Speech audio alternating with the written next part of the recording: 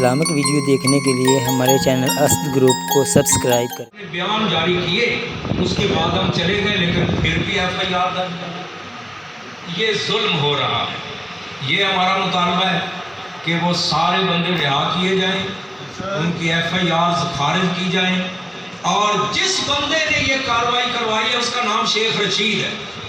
تو آج ساری امت مسلمہ مطالبہ کر رہی ہے کہ اس کو ہٹایا بھی جائے اور اس پہ مقدمہ درج کیا جائے۔